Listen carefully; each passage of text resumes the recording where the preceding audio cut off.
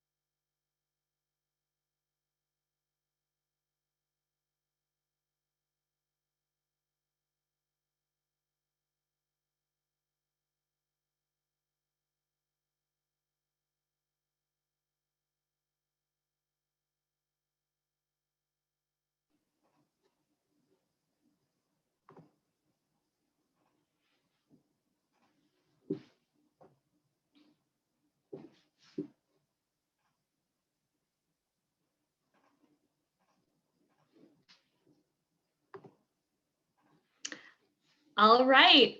Welcome, everyone, to Jane Austen Company. My name is Anne Ferdig, and I'm a doctoral candidate in the Department of English and Comparative Literature at the University of North Carolina at Chapel Hill, as well as the co-director of Jane Austen Company. Jane Austen Company is a free public humanities series hosted by the Jane Austen Summer Program. We are so happy that you are all able to join us this evening for the first event in our first 2021 series, Race and the Regency. Tonight, we are so pleased to welcome our friend and colleague, Danielle Christmas, for her talk, Lord Mansfield and the Slave Ship Zhong. Before we begin tonight, however, I'd first like to hand things over to my colleague, Dr. Inga Brody. Thank you, Anne. Yes, I'm Inga Brody. I'm the co-director and co-founder of the Jane Austen Summer Program, which is the umbrella organization for Jane Austen Company and several other literary ventures. And I'm co-hosting the series with Anne.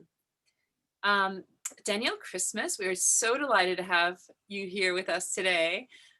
She's an assistant professor in our same department, English and Comparative Literature at the University of North Carolina at Chapel Hill. She's the Delta Delta Delta Fellow in the Humanities, and she has a BA in English from Washington University in St. Louis, and a PhD, the same field, from the University of Illinois, Chicago. She's currently working on a very important book, Auschwitz and the Plantation, Labor, Sex, and Death in American Holocaust and Slavery Fiction. And this concerns how representations of slavery and the Holocaust contribute to American socioeconomic discourses. She's received a number of national awards to pursue this research, including support from the Center for Advanced Holocaust Studies at the United States Holocaust Memorial Museum and the American Council of Learned Societies in partnership with the Mellon Foundation. Most recently, her interest in Southern history has included the Confederate monuments and lynching narratives in visual art. These have led to her to present many public presentations, including with the Carolina Public Humanities. She wants to expand this work with research on white nationalist literature and peace-building initiatives through the School for Conflict Analysis and Resolution at George Mason University. So, long introduction, but Danielle has done many wonderful things, and she's also spoken for the Jane Austen Summer Program before, and she's delighted audiences then, and I know she will again. And I have a very exciting announcement, which is that after this talk, Danielle will be joining us as co-host for the remainder of this series on Race and the Regency. So that's really wonderful, Danielle. Thank you, Danielle, for joining us. I'd like to introduce to our technical director, Emily Farah, who will be moderating tonight's audience chat. Emily is going to go over how the Q&A function is going to work for tonight's program. Emily? Hi, everyone. Thank you so much for joining us this evening. Now, many of you have already found the chat box which I'm very happy about. It's so great to see where you all are coming from. It's really just so delightful to see everyone here. Some of you are familiar with this program. Some of you are joining us for the first time. Thank you. So after Danielle finishes her talk, though, you will want to put your questions in a separate box. So on the bottom of your screen or your window, close to where you're seeing the chat box, you should also see the Q&A box. This is the box that will be monitored during the Q&A time. And so if you put your questions in the chat box, they might get lost. As you can see, there's a lively conversation there, but if your questions are put in the Q&A box, Anne and Dr. Brody will see them as they ask questions and moderate the questions for Danielle. Now, tonight's event will be about 90 minutes in total. Danielle is going to speak for about 30 minutes, and then afterwards we will open things up for the Q&A. And at the end of the night, we will have a few announcements, so stay tuned. I also want to make sure, sorry, I also want to make sure we introduce Maya James, who you can also see. Hi, Maya. And Maya is from the Chapel Hill Public Library, which is one of our sponsors, and she'll talk to us more at the end of the program. Thanks, Inger, and thanks, Emily. We'd also like to take this moment to thank our sponsors for this program, including the Orange County Arts Commission, North Carolina Cares, Chapel Hill Public Library, and the Humanities for the Public Good Initiative at the University of North Carolina, Chapel Hill, who have provided us with a critical issues grant to support this season series. Please note that tonight's program will be recorded and we'll notify you all via our Facebook page and website when it is available to view. And without further ado, I would like to hand things over to Dr. Danielle Christmas. Danielle. Hello, everyone. It's so exciting to be here. I always tell my mom when I give a presentation, a lecture, how many people are present, whatever. I get to tell her today that I spoke to like 500 people from Ireland and Australia and Dayton, where they live. This is so exciting. I get to claim a fame that I have not earned.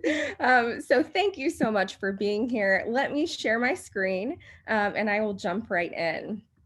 Let's see. Is that my panelists? Can I get a thumbs up if that looks good?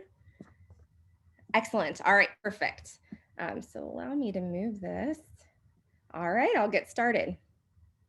First, I would like to sincerely thank Jane Austen Company and its co-sponsors for inviting me to participate in this series, both as the opening speaker and future co-host.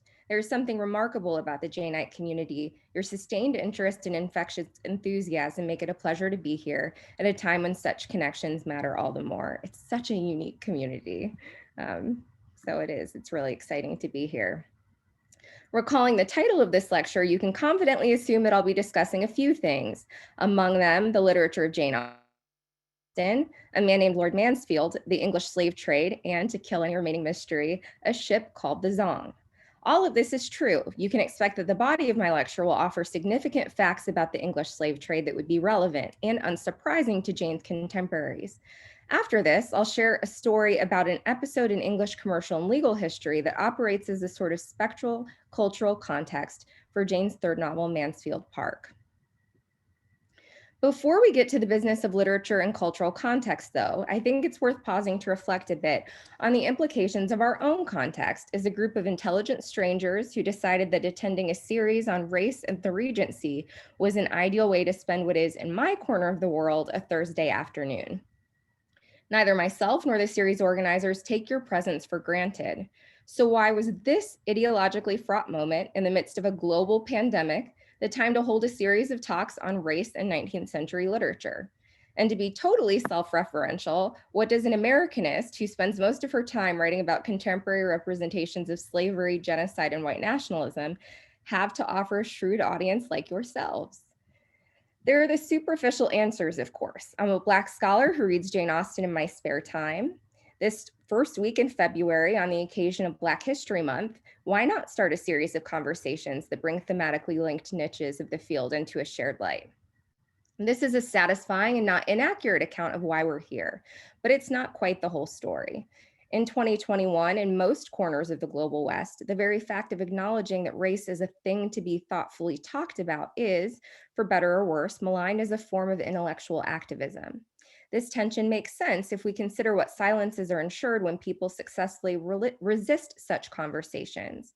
With the international trend toward nativist politics, there are competing stories about the rights, roles, and realities of people with Black and brown skin, those categories we typically think of when someone, usually with dread in their voice, says that a conversation about race is on the horizon. A resistance to conversations about race is really a preference for a certain version of the ideological story, a way of shading in who qualifies heroes and who qualifies villains, as much with what we say as what we refuse to acknowledge. But what does this have to do with Jane Austen? She didn't take on the project of racial politics in her stories, and yet even sanitized of racial politics, she not only existed in a world in which race mattered, but Austen was a citizen of the empire most responsible for defining precisely how race matters continues to matter globally, really, in the most destructive and mercenary terms. As it happens, there are a lot of men and women who fantasize about what they perceive to be Regency era race politics, who are keen for a racial politics reminiscent of Jane's own time. We needn't look any further than the meme of alt-right Jane Austen, an obnoxious construction that memorializes a very unique fringe of Austen fetishists who take up her novels as objects of sentimental yearning for a time when men and women, white and Black, knew their place. In fact, Austen's memory and corpus are weaponized on the very same web forums used to coordinate communities of affinity, ranging from right-wing book clubs to attempted coups, as we saw all too well in the United States Capitol last month. Might any of those patriots fancy themselves the purveyors of an authentic Jane Austen? Given the size of the action and the intersecting communities, it's not only possible, but highly probable. Ethnic nationalists with a taste for Austen aside, what of our own community of Janeites? In 2021, at a moment when the implications of race feel more life and death than they have, at least for me in living memory, all of us present today think that it is worth pausing to launch a months-long series of conversations to contemplate race and the Regency. For me, who feels my own mortality and precarity every time I visit a white nationalist message board, I like knowing that ethnic separatists aren't the only people insisting that we contemplate and celebrate meaningful intersections between race and Austen's Regency, even if we're celebrating entirely different things, and I can tell you that we are. The prospect of the only people talking about these intersections being the group of people who would use Austen's stories as instruments of assault is extremely disheartening. Conversations like the ones that have been organized under the auspices of this lecture series rescue the integrity of the conversation on race in the Regency, whether an anecdote about slavery commerce or a more lighthearted look into the Bridgerton series or the Order of the Day.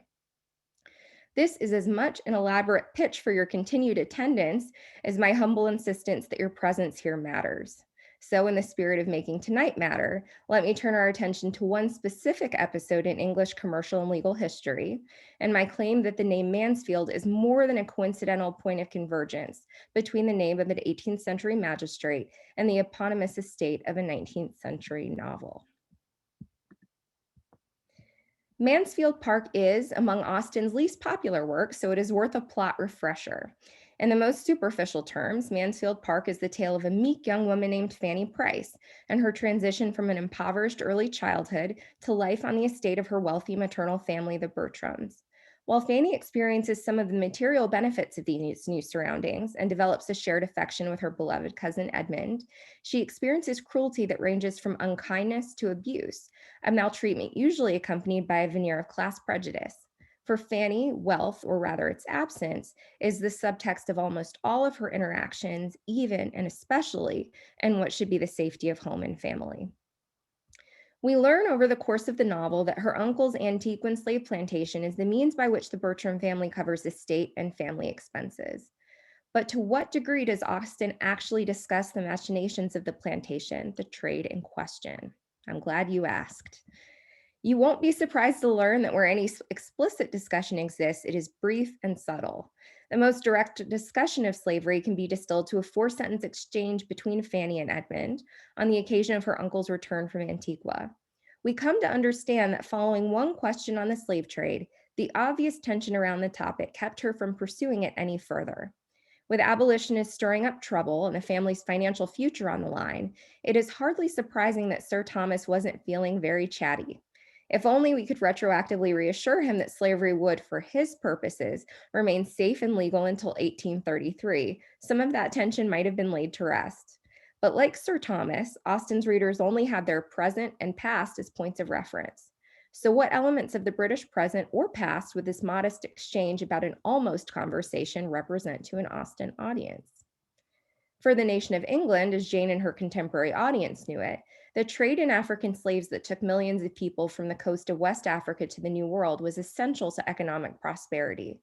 The role of the Atlantic slave trade in propping up the English economy cannot be overstated, more so for England than its European counterparts. The wealthy players in an English Regency novel are always performing on a stage whose very sumptuousness and prosperity exists by virtue of this cornerstone of English commerce, even if it's invisible. Here are a few numbers to help establish scale. Beginning in 1502, the earliest documented appearance of enslaved Africans in the Caribbean, 1 in 6 Africans who crossed the Atlantic did so in a Liverpool registered ship. To be clear, that is 1/6 of all enslaved Africans taken captive by any country, not 1/6 of those enslaved by the British. In other words, fully 17% of the world's enslaved Africans from the beginning of the trade until its conclusion were trafficked and transported by English commercial syndicates out of Liverpool alone. Another set of numbers. Between 1550 and 1850, something in the region of 12.5 million Africans were loaded onto English ships on the African coast. 11 million survivors landed in the West Indies and Americas, the majority of whom were sold to Brazilian and Caribbean sugar plantations. I'll allow you to think creatively about what happened to that 1.5 million who went missing between the African coast and the slavers' destinations. Unless we think that the 11 million who survived the journey across the Atlantic were much luckier than their deceased shipmates, it is worth noting that, using American slavery as a frame of reference, Caribbean slavery carried the weight of a death sentence. Much of the differences had to do with the uniquely brutal nature of cultivating sugarcane by hand, which historians of agriculture describe as, even now, one of the hardest ways of life on earth. In fact, as opposed to American plantations where slaves lived relatively long but exhausted lives, West Indian slaves were systematically worked to an early death, on average living just 2 years once they arrived in the New World. In the United States, on the other hand, the less than 500,000 slaves imported over the centuries had reached nearly 4 million by the passing of emancipation. By contrast, at the termination of British West Indian slavery in 1833, well after Jane Austen's death, total slave imports of over 10 million left a surviving slave population of only 670,000. Let me repeat that. Over more than 2 centuries, plantations, many like the Bertrams, took in 11 million slaves, and by 1833, only 670,000 of these slaves and their enslaved descendants were still alive. Speaking about Mansfield Park, even if it's impossible to know precisely what happened on the Bertram plantation in particular, we can say that Austen knowingly painted the commerce of brutality into the deep background of the novel. Numbers are a valuable way of thinking about the trade because, after all, it was first and foremost a numbers game. How many slaves, worth how much money, sold to whom, when, and where? A glimpse at an accounting page from the slave ship Molly illustrates as much. Now we come full circle to the subject of this talk's title. Among the multitudes who found their fortunes in the trades of enslaved Africans, one successful slavery syndicate out of Liverpool called Gregson used ships and accounting methods much like the Molly to carve out their own corner of the market. However, in November 1781, an incident involving one of their slave ships, the Zhong, had a huge influence on British social discourse in the abolitionist movement and catapulted Lord Chief Justice of the King's Bench, the first Earl of Mansfield, from being fairly well known among the gentry to superstar status among all classes. The name Mansfield had deep significance in Jane Austen's England, and it is worth thinking about what kind of figure and politics Austen tied herself to when, in 1814, she selected the estate name and book title Mansfield Park. It would be specious to argue that Austen was explicitly evoking Lord Mansfield's legacy with her title, although there is a case to be made there. I'm just not going to be the one making that case. Rather, I would suggest that she quite deliberately gestured at him and all that he represents, an argument that is substantiated by the novel's investment in themes of slavery, entrapment, and servitude. It is worth contemplating what Austen's contemporaries would have understood that gesture to mean, given the reputational baggage of the name Mansfield in Regency's zeitgeist and politics. Slavery and the Zhong are crucial to understanding Lord Mansfield, and Mansfield is crucial to understanding Austen's creative choices. I'll attempt to distill what we could crudely call the relevant data of this particular tale, the place of slavery in Austen's life and times, the facts of the Zhong's case, and its socio-political consequences, and the way that the figure of Lord Mansfield can inform our reading of Mansfield Park. By the beginning of the 19th century, Caribbean sugar plantations like Sir Thomas's Antiguan plantation pumped £4 million into the British economy, whereas England's commercial interests outside of the West Indies only produced £1 million. And the fact that British wealth was so contingent on the Caribbean plantations meant that practically all English people had some direct or indirect connection to slavery, be it through a poor cousin who worked as a Liverpool slave shipmate, or like Fanny, a wealthy uncle who ran a plantation in Antigua. Jane Austen's family was no exception to this, connected to slavery by a variety of what my own British West Indian Caribbean family calls pumpkin vine relationships. In terms of family, a few of her father's nephews emigrated to the West Indies. Her maternal uncle married an heiress to a Barbados plantation estate. Finally, perhaps most germane to Mansfield Park, Reverend George Austen, Jane's father, was made the trustee of an Antiguan plantation owned by an Oxford colleague, James Langford Nibbs. The economic vagaries and challenges of managing this kind of enterprise, even from abroad, would undoubtedly have made their impression on Jane and provided fodder for her account of Sir Thomas's own Antiguan plantation.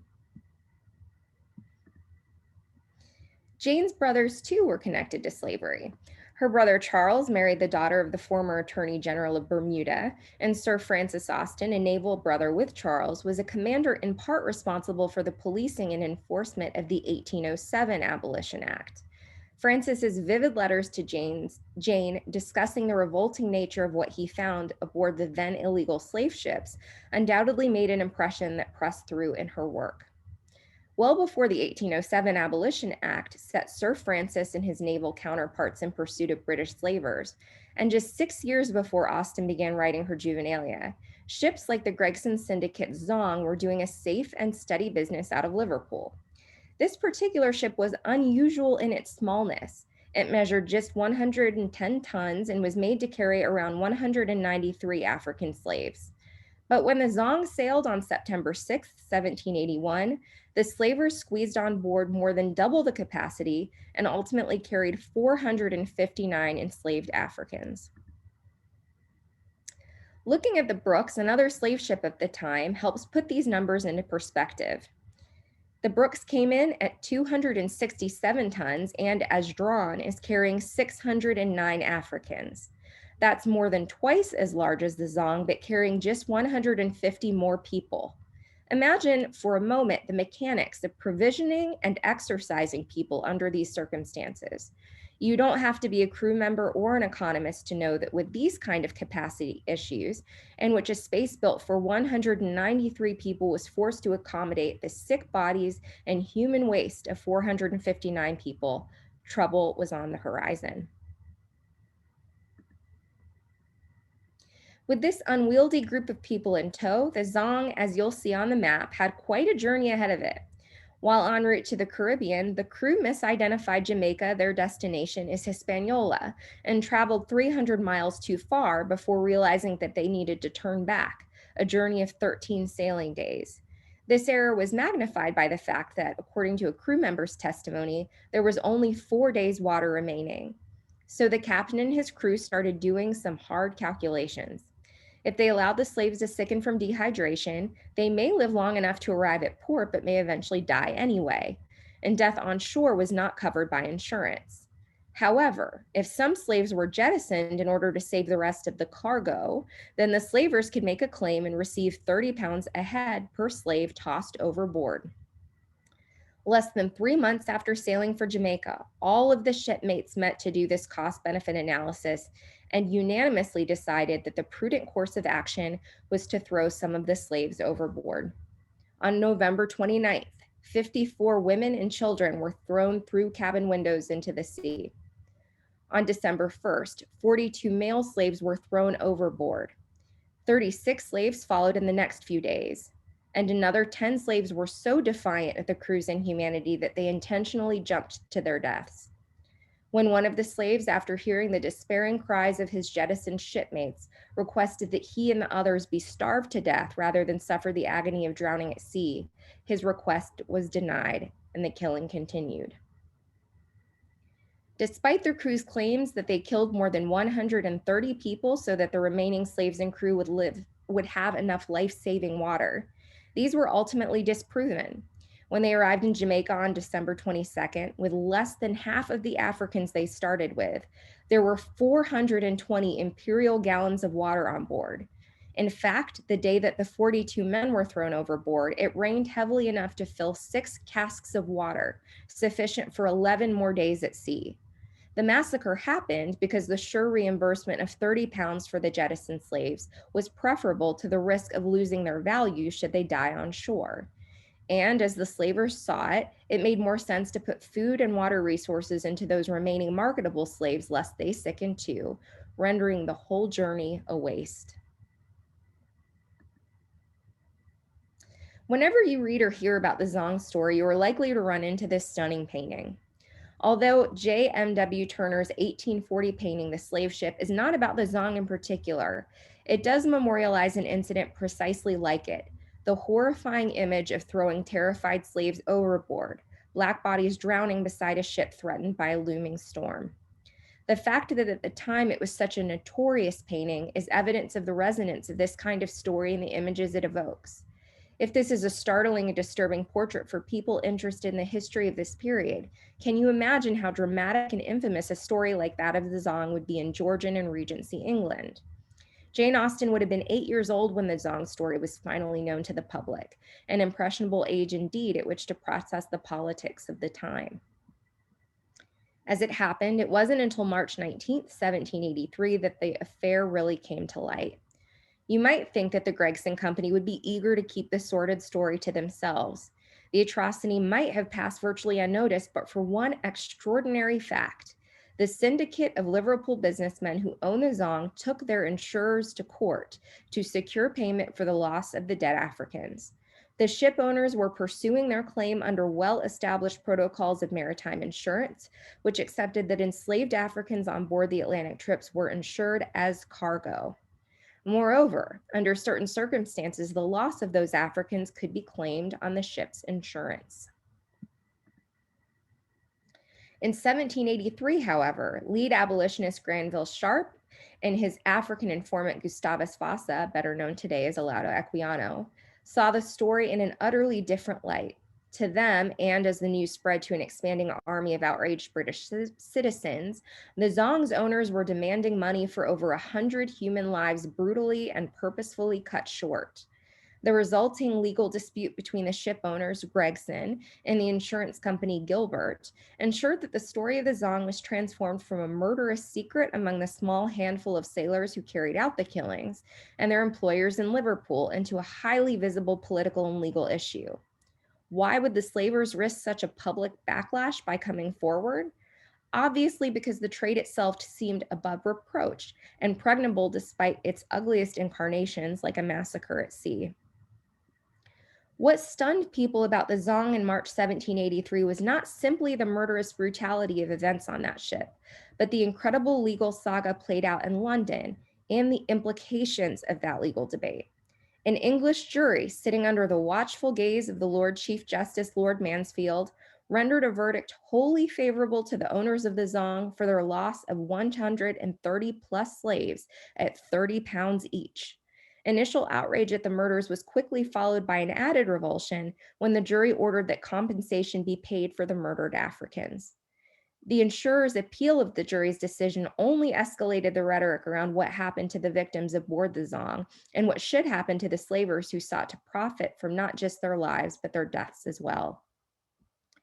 People who may otherwise have been disinclined to take a position on slavery were far more sympathetic to abolition and its soft propaganda in the wake of the Zhong story and legal drama. As an example, these etchings created by English poet and abolitionist William Blake and distributed by himself and fellow abolitionists like Granville Sharp amplified the English people's ability to imagine the grotesque brutality of life as a slave, moving their outrage from ships like the Zhong all the way to the plantation destinations where the kind of torture as depicted here would have taken place. William Murray, or Lord Mansfield as he was widely known, has an interesting biography. Perhaps the most relevant part of it involves his relationship to his deceased nephew's daughter. Before Captain Sir John Lindsay died, he entrusted his natural daughter by a West Indian slave woman into Lord Mansfield's care. Dido Elizabeth Bell was a striking brown-skinned girl and, as you can imagine, conspicuous among her family and social set. The idea of a mixed-race woman being raised as a daughter on a wealthy English estate starting in 1766 is bizarre enough, but the idea that the Supreme Judge of England, the man responsible for making some of the most significant rulings around slavery at a crucial period in the struggle for abolition, reared and loved a Black child as if she was his own, is almost beyond belief. This, then, is the man before whom the insurers appealed the jury's decision in their fight to dismiss Gregson's claim for the murdered slaves. After an agonizing deliberation process, Lord Mansfield did decide in favor of the insurance company and denied Gregson's claim.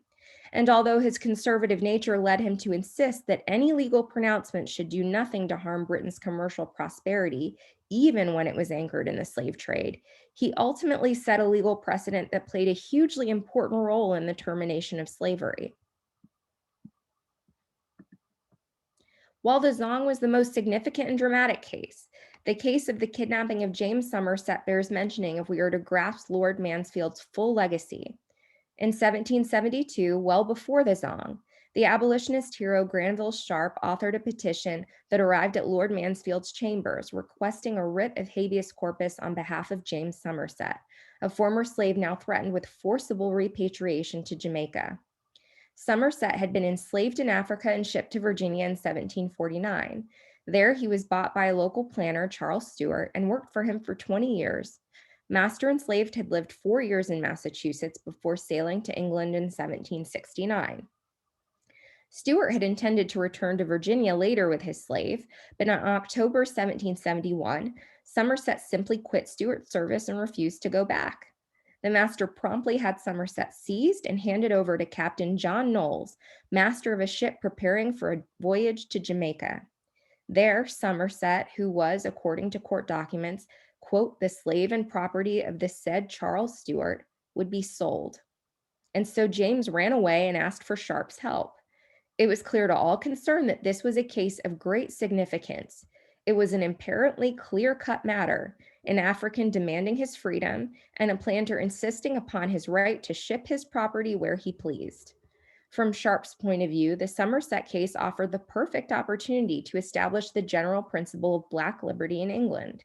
As the conservative father of commercial law, Mansfield was no abolitionist, and given his predisposition to find in favor of business, his decision in favor of Somerset, who was effectively emancipated by the ruling, is even more meaningful. With the story of Mansfield's life and verdicts in mind, it is hard to imagine that Austen so deliberately named the setting and book without herself thinking about the influential figure that was Lord Mansfield. After all, in our own time, could we really think of writing a book called Ginsburg Estates or Scalia Park without evoking an entire body of politics? To conclude, Jane Austen's untimely death ended her life before the Abolition Act of 1833 allowed her to see what an English empire free of legal slavery actually looked like.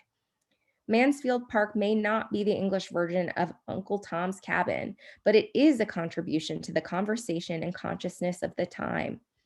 And the fact that this background sets the stage for our own series-long conversation about race in the Regency is one more testament to the fact that slavery matters for Jane Austen, and Jane Austen's work matters for the study of slavery. As we open for questions, allow me to put up a slide of an underwater sculpture by artist Jason DeCaires Taylor, who has made a project of memorializing the thousands of enslaved Africans who, like those of the Zhong, were thrown into the ocean and murdered at sea. I think his image of men and women united in a circle, despite their gruesome deaths, is one of hope. Allow this to be a little ray of light after recalling the horrific story of the men, women, and children whose lives ended in 1781, but whose shared story has meaning beyond mere victimhood. Thank you.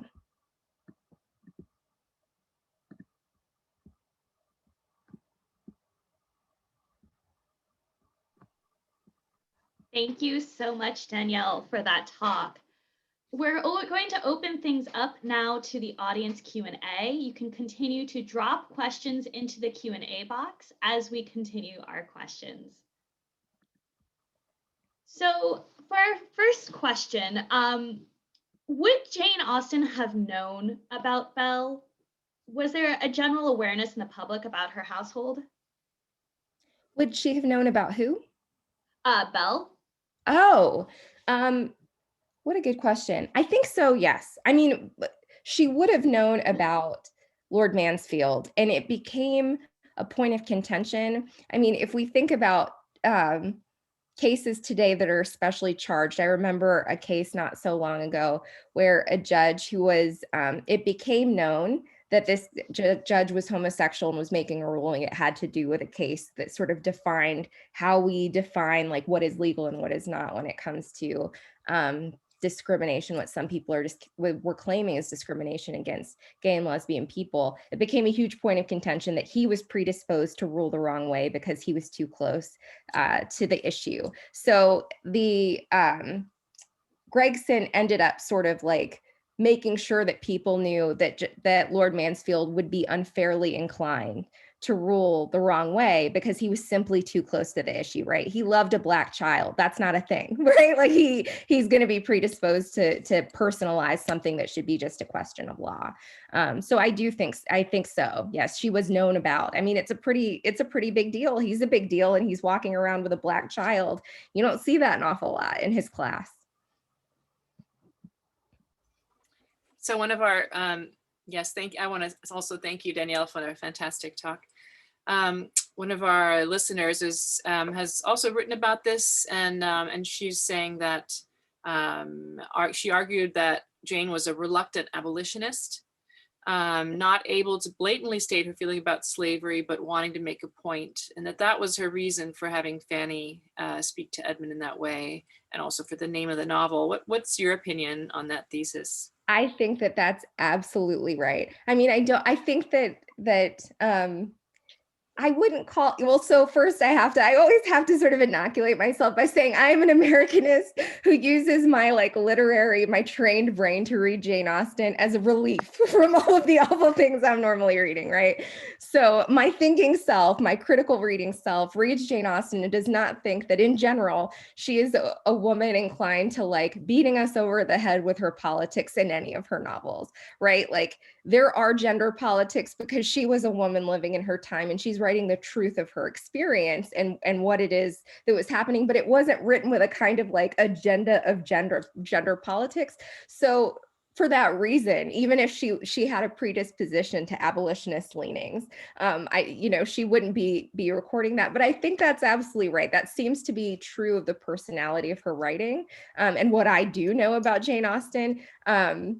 Yes. So I think that that's a perfect way of stating it. Whoever this person is should put the name of their paper or the book in the chat. I think that would be an excellent read for all of us. The person's name was Sharon Ware. So Sharon, please go ahead and share that. Hello, Sharon.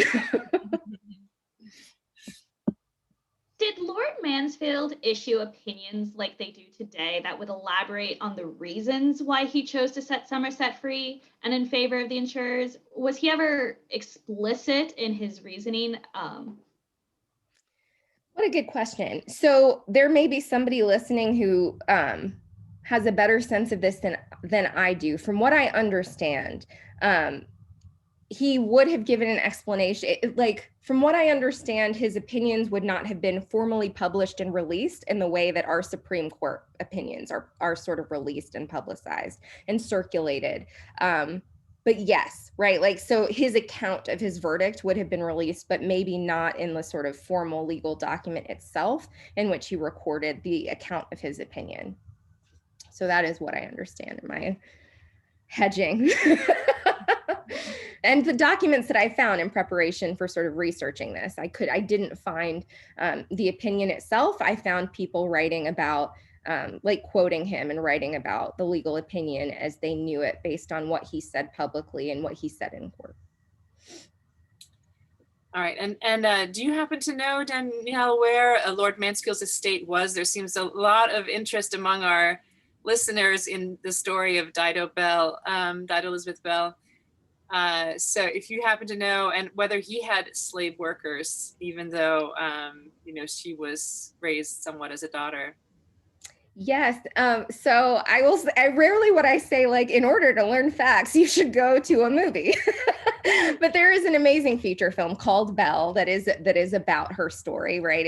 It's fiction in the way that these movies are fiction, but also sort of captures, I think, details of the story that are entertaining and interesting to pick up, and actually dramatize the Zhong case, the decision making around the case, and the drama around it. I don't know offhand where the location of his estate was. Yeah. So I'm not sure where the estate is. I'd be happy to know. Something tells me that an intrepid Googler is finding out exactly right now where the estate is and put it in chat. Yes, I thought the movie, I'm seeing chat. I thought the movie Belle was a lovely film. I believe the estate was Kenwood, but I don't recall exactly where it is. So, what is your opinion now on the outcome of Mansfield Park's plot? Do you think of it as a pro-abolition work? Or how do you deal with the fact that Fanny ends up reconciled with Sir Thomas in the end? I am disinclined to define Mansfield Park in any such terms either way. I wouldn't, if I was an abolitionist of the time, I think I can imagine myself finding a way to use Mansfield Park and its narrative. I mean, if you've read the story, if you know the story, Fanny is very much, she is not enslaved to the family, but she's treated in a way that underscores the unfairness of labor relations, sort of being the injustice of the relation that happens when a person is treated as not an equal and forced to do work in an unfair way. I could, as a person reading it, I think that I would feel like the sort of soft abolitionist message that the scholar who asked a question or made a comment earlier, I would say that I would pick that up, and I could use Mansfield Park to make that argument as a person from the outside who loves a Jane Austen novel. But I wouldn't say that that's the work that her novel is doing, or that she was looking to do. That's the thing. I don't think that that's what Jane was looking to do. And I think it's always a little dangerous to map on, like, I wish that that's what Jane was looking to do. I like the idea of that being what she was looking to do. And it's entirely possible that that either explicitly or sort of in the back of her mind, there was some of that work happening, but I don't know that it's possible to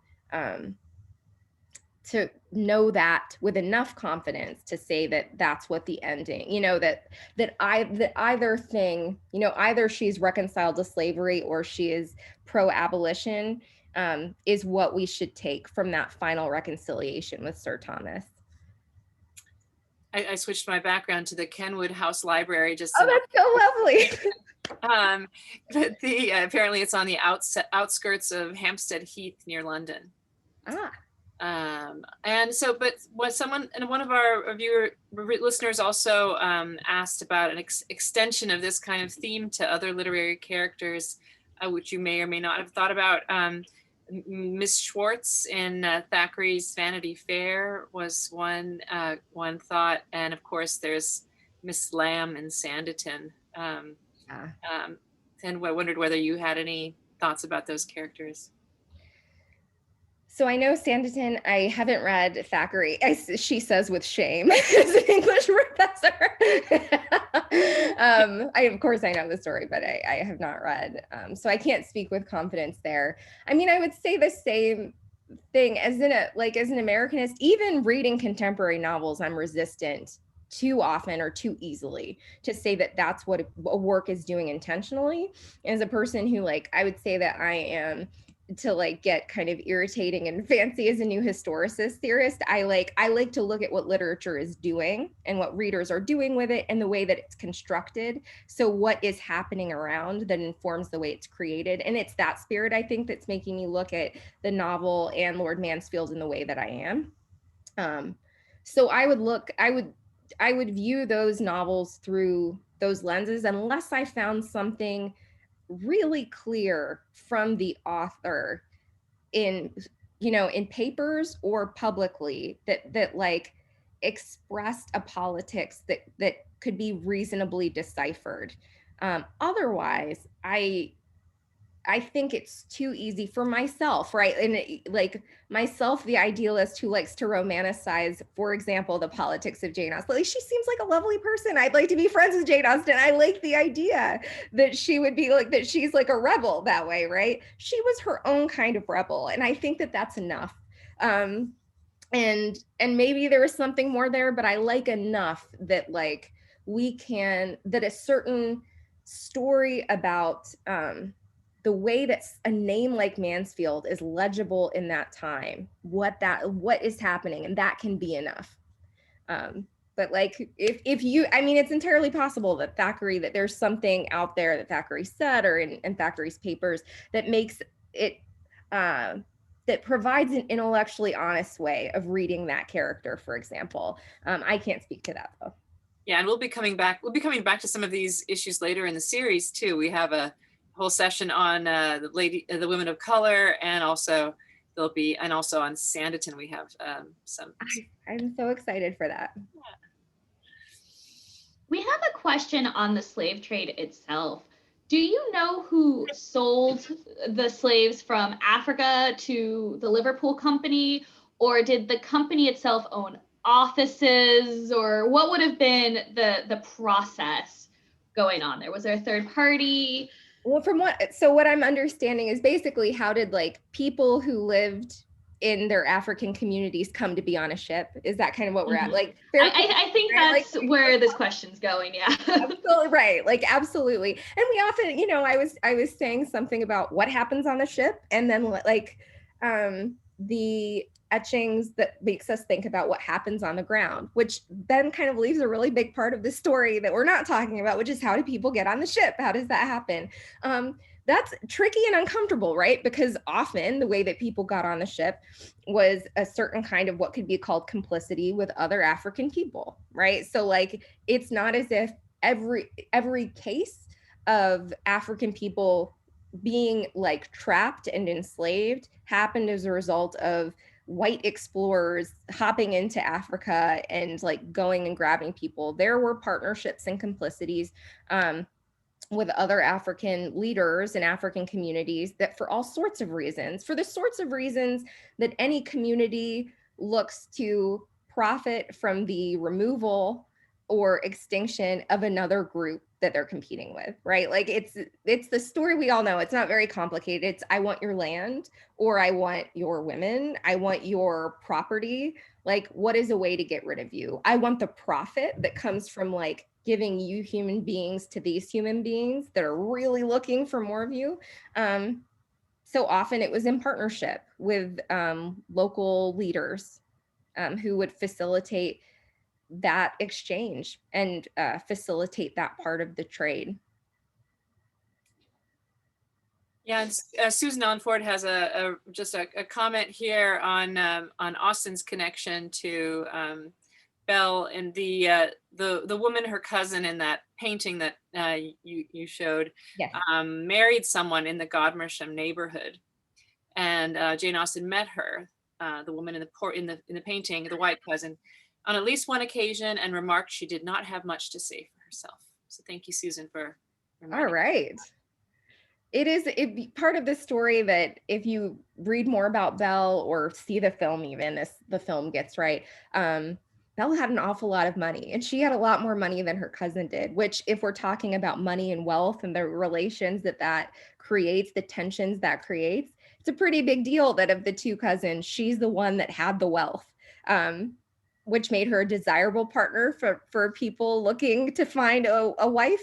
And then there is, of course, the problem of what she looks like, the problem of her conspicuous difference in a period when the slave trade is something that England needs in order to sustain itself. I saw in chat really quickly, I see something about Samuel L. Jackson, which tickles me, but I'm not sure what that is. But I did see a reference to Adam Hochschild's book. There's a book called Bury the Chains that someone recommended. It's an excellent book. I would say that if this is something that you're interested in, if you're interested in a sort of broad strokes account, intelligent account, that's sort of like enjoyable reading, not too like academies, that's an excellent book to pick up. I think we'll also, with your help, I hope at the afterwards provide a list of some further reading. Perfect.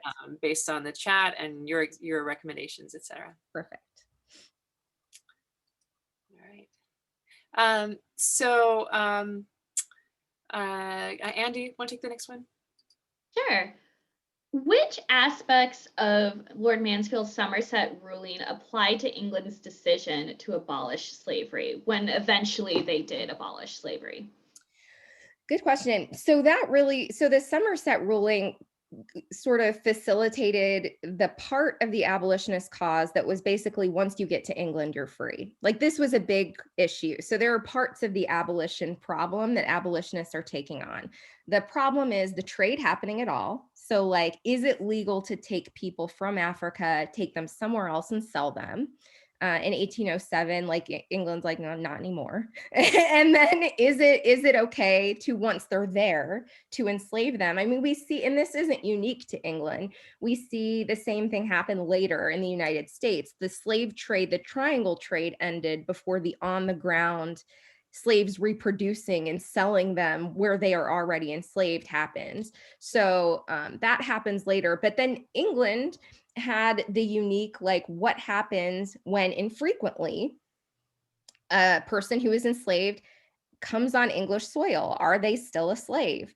So that's what the Somerset ruling was really like. That's the problem that it was working out. And the abolitionists, obviously, once you secure the notion that if you come across a person with brown or black skin, that person is taken to be an equal human being in front of you, then you've won a big part of the battle, right? Like, because if we establish that you're a citizen on English soil, then all sorts of problems arise for people invested in the slave trade. Then like when the ship was within sight, but like not quite on shore, what were you then, right? Like, how is a person who is a citizen and a man here, like not that 20 years ago when he was, captured and enslaved.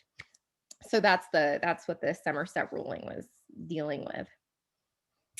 So there are a few comments and questions about the reception of Mansfield Park related to these issues. I don't know whether you've looked at this at all, but one of our listeners is wondering whether in the translations and other adaptations of Mansfield Park, whether Austen's reluctant abolitionist undertone ever gets lost or written out. Oh, what a good question. I promise to come back here, but I'll say that I almost went on a whole thing about looking at annotated versions of Mansfield Park to see how or if slavery was glossed. Like, what did they do? What does Norton do? When Norton publishes a great big edition, I love adding stuff in that's like kind of maybe like related. I wanted to know how much they do and don't talk about slavery, but that felt like a whole tangent that we were not here to do. Maybe later. As far as like what adaptations or what translations do, I'm not sure. I would defer to Jane on that. I will say speaking of adaptations and film adaptations, anyone who saw the 1999 film, I showed the image of the estate that was used in the 1999 film. Anyone who has seen that film will recognize the enthusiasm with which they present what they read as the not so buried abolitionist message of the novel. In fact, part of the film, Jane finds a sketchbook that while her cousin is ill, the sketchbook that he kept, he's tortured about the Antiguan plantation and what happens there. So while he's feverish, she finds sketches that he's done that look shockingly like the Blake etchings, right? So like the etchings of a man hanging on a hook, like, or in the sketches, Sir Thomas beating a slave woman, I think. So there are all sorts of reasons why there would be that enthusiasm now, right? Like, I like the idea, as I said, I really like the idea of a super progressive Jane Austen. And adaptations are really talking about her novels in conversation with our fantasies today. So it makes sense. But I'm not sure about the less Hollywood ready engagements with the novel. That was the Patricia Rozema directed version you're talking about. Yeah. I think actually Sir Thomas is shown as a rapist in those sketches by supposedly by his son Tom. And which makes the sweet reconciliation with the family even more challenging. Like, by the end, he has a tobacco plantation and like everybody's hanging out on the estate. It all looks very lovely. By the end of the movie, I forget those, like the sketches.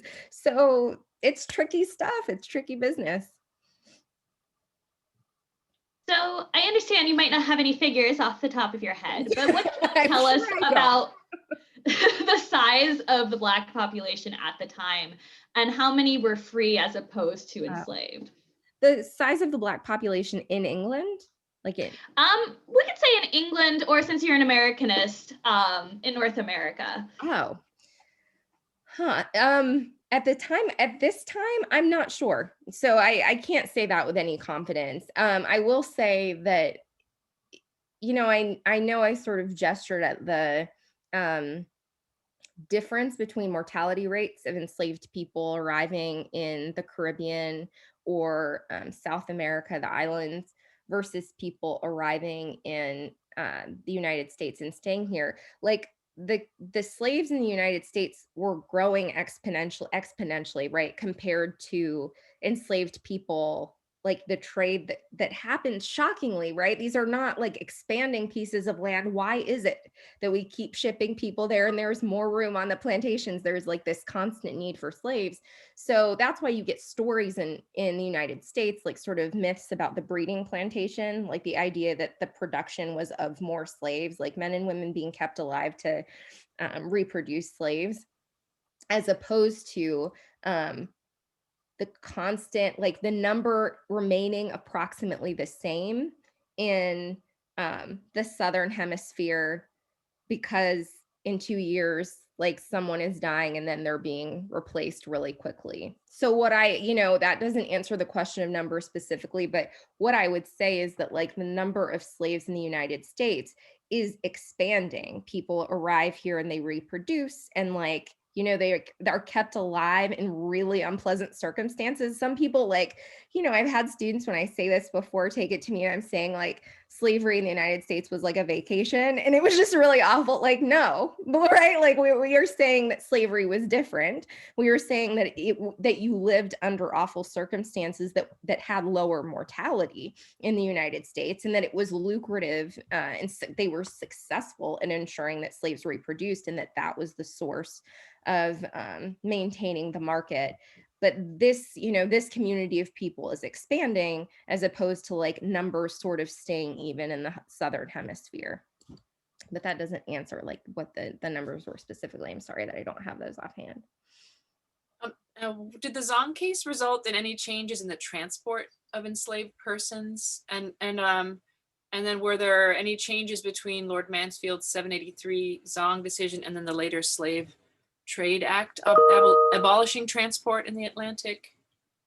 So those are very detailed, but I would say that it increased scrutiny of the conditions of transport. What Gregson did was not legal. Like it was, so it's not as if like people saw what happened and said like, it's a really bad idea for us to like put 459 people on a ship meant for 193 people.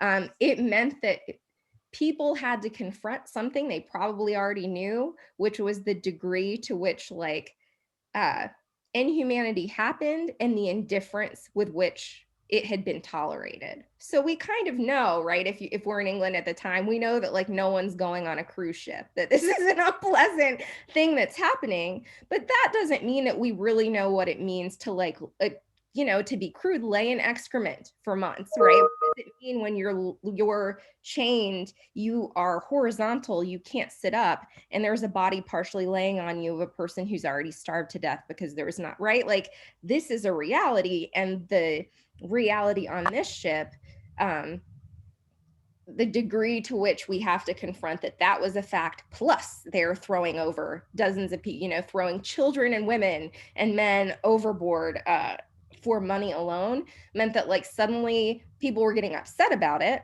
to know that what business as usual was, and then what that meant for like something like this happening.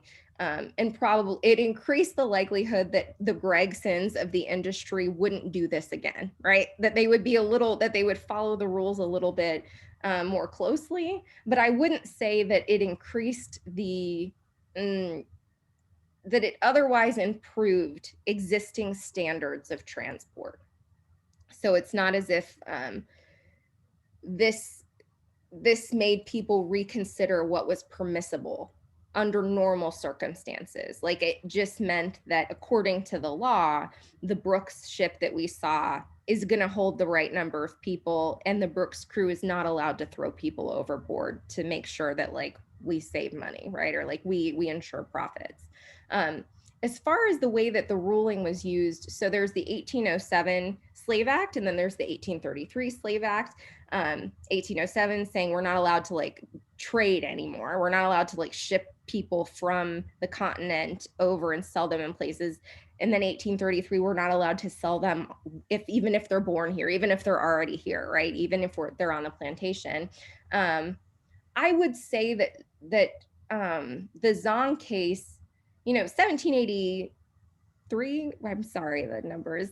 So the 1780s, we'll stay there. The 1780s versus 1807, there's an awful lot of time that passes in there, right? So like, it certainly wasn't fast. I don't want to say that it had a greater influence on the abolitionist movement and its acceleration than it did. It obviously didn't really accelerate things, but it certainly normalized a different way of talking about the abolitionist cause.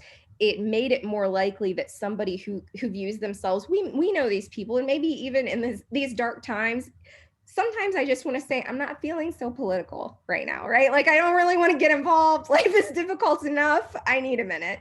The person who says that is a person who feels less like that when you hear what happened, right? If I hear something really terrible, it doesn't matter that I'm feeling especially apolitical because I'm just too outraged at the facts of something. So the person who feels themselves being sort of underinformed and apolitical, if all you know is the facts of this case, you know enough to be outraged. You don't have to be a moral hero to think what happened here is wrong. And so, a person, this would trigger a normalized interest in the abolitionist movement and make it sort of safe. If I'm a person who says like, if I'm a young woman at the time, Dad, I'm not, like, I promise I'm not too political. I know that's a problem. I can defend saying like, I know that I heard this story and this is messed up, right? Like this is something I care about. I'm sorry that I'm intellectually involved, but if you're literate at the time or you hear people talking about it, it's impossible. It's almost, it becomes like a sort of moral, becomes morally difficult to justify not having an opinion of it being wrong. So that's the way that the Zhong case is important. and that is important, even if it didn't make things happen really quickly, right? Like movements happen in stages. And once upon a time, back in the day, I was a union organizer. She says with shame, right? Like people, this is in my life before being a professor, and I know that like incremental change happens really slowly, but is super significant. These things we don't notice or remember. So when the Slavery Act passed in 1807, were the people engaged in that? Was Jane Austen, were her adult contemporaries thinking about Zhong? No. Does that mean that Zhong was really important to their ability to do something at that time? Right? Like it was important, even if we're not thinking of it explicitly. So that's the case I would make as a scholar and former activist. I like to think I'm my own kind of, as I tried to make a case at the beginning, I think we're all participating in a sort of meaningful thing here. Hopefully I sold you coming back. So what is your opinion then on Edward Said's famous analysis? I didn't hear that. On Edward Said's what? Analysis of Mansfield Park. I would want to hear, if the questioner could provide their account, the account of Said's analysis, that like, I would want to hear a little bit more. Okay, maybe we'll let them re-enter the Q&A to specify. What about, as a Janeite, as a reader of Jane Austen's novels, have you ever seen in the other novels mentions of slavery or of race that have caught you, or is it something that you haven't noticed as much in the other novels? That. So I'll say, if you look up, if you're a person who's interested in like, what did Jane Austen have to say about slavery? This is always the novel that comes up, right? Like everyone's like, you know, like it's in the background in places, but like Mansfield Park is the slavery novel, which why it's so fun to look at the 4 sentences, right? To be like, oh, this is the thing that makes this a slavery novel. But of course, I would say that like, you don't have to beat us over the head to realize that there's something meaningful happening when like the family whose wealth forms the basis in many ways of the story, is like, she makes it clear where that money is coming from, and we have to think about where that money is coming from. I haven't noticed, and I, you know, as I would want to hear what people who are trained Janeites, in as much as like you've read the scholarship and you've reread the novels several times, I'd want to hear what you have to say about maybe picking up things that I don't. But I wouldn't say that I've read those novels and really noticed. When I read Pride and Prejudice after like a day of spending time on a white nationalist forum, if it's there, I'm not picking up on it. And that's okay. But I do know, after reading and thinking about Mansfield Park, for example, that I can't unknow where 4/5 of British money comes from, right? Like if we're saying that 80% of British wealth is in some way tied up in the slave trade, like there is always that silence in the background. And the fact of Mansfield Park means that Austen knew that. So like, that there's thinking to do about that. I don't know that she was like, she makes it easy to get there until we get to Mansfield Park, if that makes sense. Yeah, some people in the chat are noting some connections in Emma. Yeah, that's the only other explicit, that's the only explicit mention of Emma, is the relationship of being a governess to the slave trade. Ah, yes. There's no other explicit connection. There's also the somewhat of an allusion with the brown Miss Lamb in Sanditon, who's the heiress who arrives at the resort town. So the other, so several people, I'd also love to hear you say more about the reading of, you talked about, there were 3 words: slavery, servitude, but there was one in the middle, other forms of oppression and servitude, I think you were talking about in Mansfield Park. Oh. So the role of Fanny, and there's one of our listeners, for example, said she thought that Jane Austen's position at the Great House in Chawton, where she mostly associated with the governess, might have been somewhat similar to Fanny's position in Mansfield Park, and wondered if you could say more about that theme that's associated with servitude rather than slavery. Sure. So if I think I'm getting this, I think I'm understanding the question.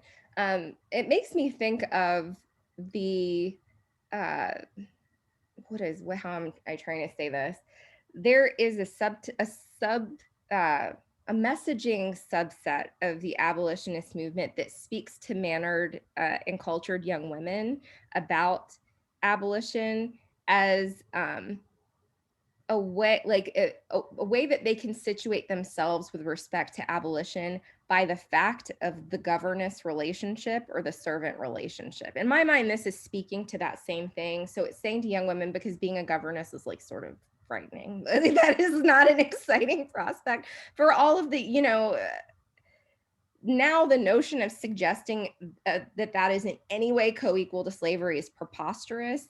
And yet it feels to me like the novel is in some ways pressing on what we can understand about the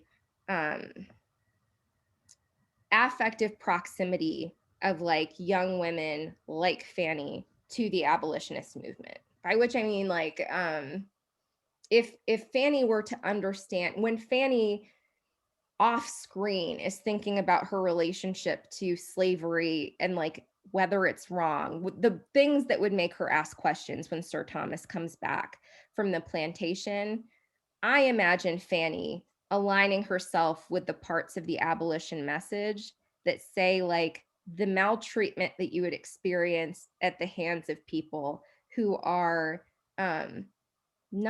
treating you, who are maltreating you and have a certain kind of forced servitude, like that's the way that you should think about the wrong of slavery. I feel like I'm sort of talking in a bunch of circles. It is 6:11. I'm going to use that as my explanation. 6:11 in my part of the world. I hope that like I'm sort of getting somewhere. I'm confusing myself. What I'm really trying to say is that what I see happening in the novel is an account of abolition that you see happening in a corner of the abolitionist movement, which is to make sense of slavery and its wrongs through the lens of the unfair labor treatment of young women like Fanny. So young women who are deprivileged as a result of their lack of wealth and are abused in casual and explicit ways, who have nobody to defend them, can understand, presumably, and I think it's fair to understand a sense of disempowerment in the labor relationship that you can then say, you know how this sucks. Like, just think of how much worse it would be. Think if you were in circumstances in which the person who is maltreating you has no controls, like there's no one controlling their bad behavior, and you have different colored skin and there's no reason for them to restrain themselves.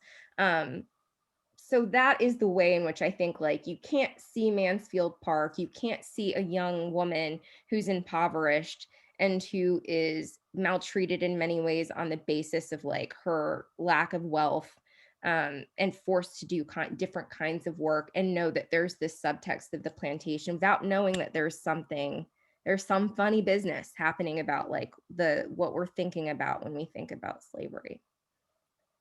That makes sense. Yeah, Marcia Huff points out that that Sir Thomas is a member of Parliament too, and a member of Parliament during the time while this slave trade bill is being debated, which can add fodder to that same kind of argument.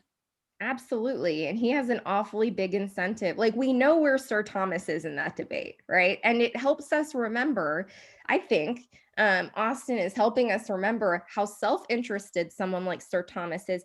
Even if Sir Thomas was a nice guy, where would he be in that debate?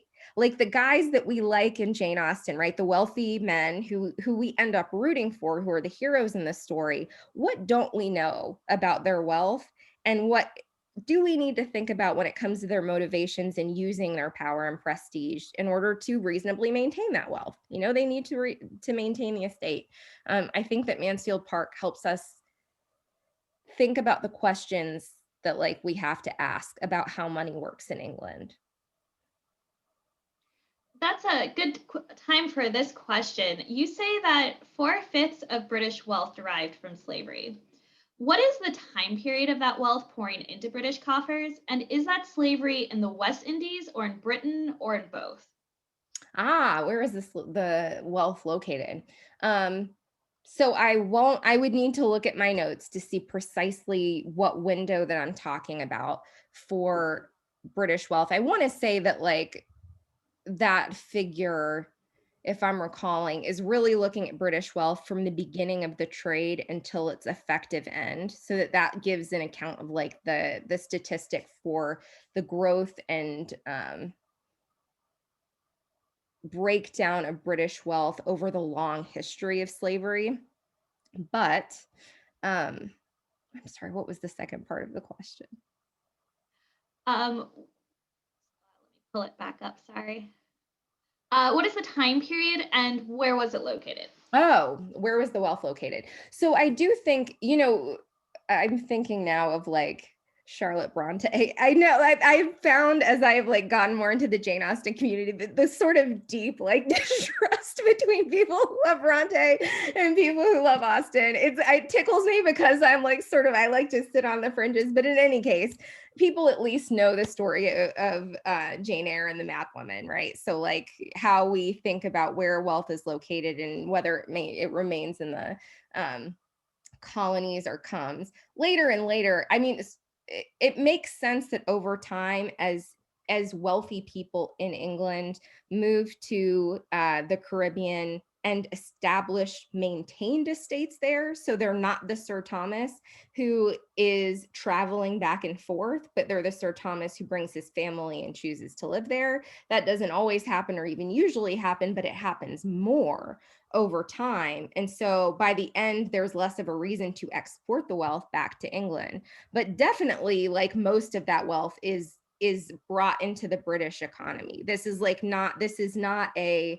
It is not the United States where we think of the slave trade as like a settler location where people are enslaving people to create an economy around them. So in the United States, when we think of the robustness of the slave trade, it's to create and maintain wealth and comfort around the people who plan to build lives in those locations. That is not the slavery of the United Kingdom. And in some ways, I think that that's part of the problem of the high mortality of slavery. The people who are benefiting from the wealth largely are not people in proximity to the 2-year lifespan of the people who are being worked to death to maintain that wealth. Even people who are sort of indifferent or willing to tolerate slavery are disinclined to enjoy the prospect of watching people work to death, right? I don't think that most of the people who benefited from slavery were monsters. If that were true, there would be an awful lot of monsters in British history. And like there are some, but they're not like, it's not most of them. So if that's true, we can assume that those people, if the wealth was remaining where it was created, then like slavery would have been a little less dangerous. But yes, so that again, I think I'm doing like a little dance, which is not to give a precise number, but I will not be pinned down because I'd want to sit down and look at my notes to see where I got that specific number. But the person who asked the question clarifies by asking, she had assumed that Sir Thomas got most of his income from his estate in England, and that was supplemented with income from Antigua. Would that be correct, or would it be the other way around, do you think? What I would think, what I would say is that the what I pick up from what we understand about that particular family and that particular estate is that in part the tension that like Fanny's talking about when we're not going to have the conversation is because that wealth means something more than extra money. Like we know that estates, there's always like a kind of estates are so expensive to run, right? Like that is a theme that runs through Jane Austen, any, novels of their time. So, there are, of course, cases in which the extraordinary financial strain of running these estates in many ways relies on the wealth produced in these outside locations. Like that wealth becomes essential. So it's not just a matter of comfort, it's a matter of like livelihood and sustenance. So I would imagine that like the stakes are high for Sir Thomas, that this is not extra income, that like, but I wouldn't, I could speculate because you can't prove me wrong, right? Who knows? But who knows? So I'm not sure. And I'm not sure that when Jane wrote the novel, it's so fun to call her by her first name as if she's a friend. Doesn't she feel like a friend? So I'm not sure that when Jane wrote the novel, that she had that worked out either, that she'd really clearly articulated that in her mind. There's the hint of the tension though, that I think it tells the truth, because whenever an industry becomes so lucrative, so essential to the economy, your expenses rise to fit your income. So like, I think even if the estate could at one point sustain itself and keep them in comfort, this sort of life enjoyed as a result of the profound wealth coming out of the trade means that like it is not viable to lose that money. It is just not. Yeah. Wow. Yeah, this is so fascinating. So I think that some of us would also love to get your suggestions on either other film or literature related to this topic that you would recommend. There's some people asked your opinions about Amazing Grace and Long Song in 2 different comments. Don't know if you're familiar with either one of those. Apparently Long Song just began on PBS. Oh, I don't. I need things to add to my streaming list, so I don't know Long Song. But are there other films that you think, in addition to Belle, that portray some of these, either the period or some of these issues well, that you'd recommend to us? Nothing comes to mind immediately, so I would want to think about that. But what I would say, actually, I think a good way of thinking about this is because, if we're talking about, like, we have the question about how explicit is the mention of slavery in this and other novels, and we kind of came up with a few, like a sentence here or a gesture there, but not much else that's direct. But I hope that the case I've made is that we think about the silences and like the actual mechanics of what's happening, what is so essential. Wealth is essential in the canon of Jane Austen. And now we have to think about where lots of it comes from. And so like, even if it's not there, it's there. Maybe, hopefully, that thought, I don't want that to poison your reading of Jane. I want Jane Austen to still be a thing that you can read and relax. We all need a little reading and relaxing, but every once in a while to think about like what is motivating even the best of people in an Austen novel, that the people that have wealth to protect. So when I watch a film that is period or read a novel either written in contemporary times or in the 19th century, I notice what isn't there, maybe like what is suggested and what is ignored. So without saying like this is something else, this is a comparable or interesting narrative in which you'll notice this or that, I would say that your people, if I know nothing else about you intelligent strangers, it is that like you really like this stuff. So this is not, this is not a one-off. This is one of like a streaming series and a novel here and a story there and whatever. Pay attention to what you see and what you don't see, what is gestured at and what is not. I think that like if you had asked me, tell me a Jane Austen novel that really talks about slavery, I wouldn't say that Mansfield Park really talks about slavery. I don't think you would either. But we've established that like there's a talk happening off stage. And I think that really is true for anything that's well written and truthful with a capital T. So see what you read and then can like insist has to do with slavery or not, and then go upset other people by insisting that they watch and read everything through the lens of this dark story. When I was rereading my talk in preparation, I mean, the facts of the Zhong case are profoundly, just looking at this day, they threw over 54 people. This day it was 40, whatever. It's like, that is always off stage. Like the fight about that, cases like that, the Somerset case, for people who are literate enough to read this stuff and pay attention to conversations of educated and this is around. So like I like to think about being a reader of the time. Thank you. This has been wonderful. Thank you so much, Danielle. I wish we had time to ask more questions because we have so many more wonderful questions, but unfortunately we have run out of time. So everyone hang tight for some really important announcements about our future program, Race and the Regency. Danielle, thank you so much for joining us. That was a wonderful talk, and the answers you gave were illuminating and interesting. So thank you so much. We're so pleased you're going to be our co-host starting on February 18th. But before we talk about our schedule, we'd love to introduce one of our partners in the program from the Chapel Hill Public Library, who's going to give a message from the library. Maya James? Yes, thank you. Hi, I'm Maya James. I'm a staff member at Chapel Hill Public Library. And on behalf of the town of Chapel Hill and the library, we're just so pleased to be teaming up with Jane Austen and Company on this really exciting series. And it's always a pleasure to be with Danielle, of course. We had you at the library a few years ago and we all remember it very fondly. We'll be also helping with the upcoming creative writing workshop and contest, which is going to be happening in late April and May as part of this series. So be sure to be on the lookout for those details. One of the judges is the director of the library, Susan Brown, so that's exciting. If you'd like to see some of the services that we're offering at the library right now, and some of the other great activities we've got going on, be sure to check out our website, chapelhillpubliclibrary.org.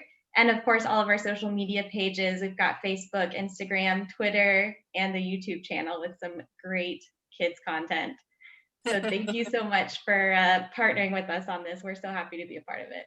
Thank you. Actually, can I just jump in and say that in case you're wondering, I know the viewers here from all over the world, the contest, the writing contest and workshop that Maya is talking about is going to be virtual as well. So you have a chance to participate too.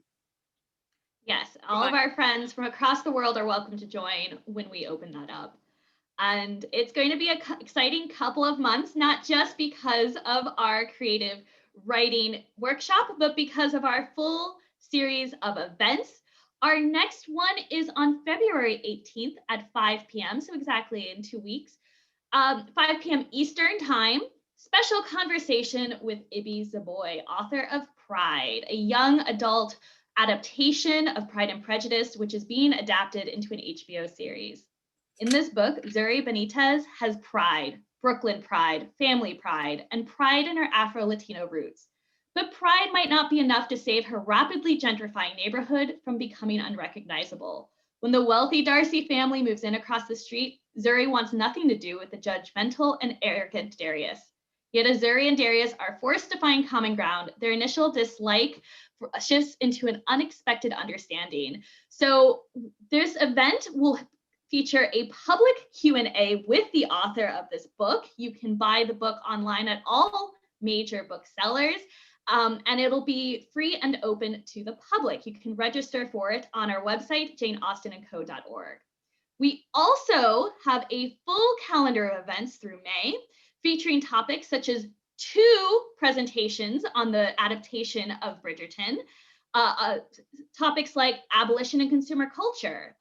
There's going to be a talk on the 1810 novel Woman of Color, which many of you were mentioning in our chat this evening, as well as one on slavery, anti-slavery, and the Austen family.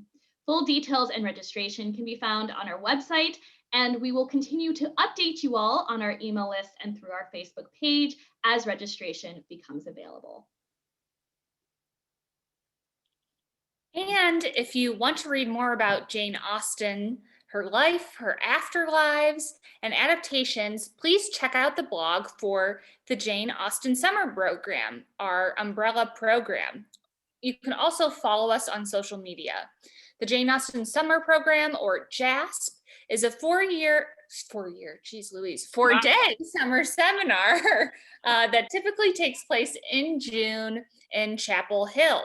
It features lectures, hands-on workshops, small group discussions, a Regency ball, and other activities that blend scholarship with fandom. We are so excited to announce that this year JASP will be virtual. So we have filled our schedule with a full slate of our usual discussion groups, lectures, activities that you can enjoy from the safety and comfort of your own home. Registration for JASP will be opening up very soon, so please keep an eye on our website, janeaustensummer.org, and we hope that you will consider joining us in what is one of everyone who's here, one of our favorite things to do each summer.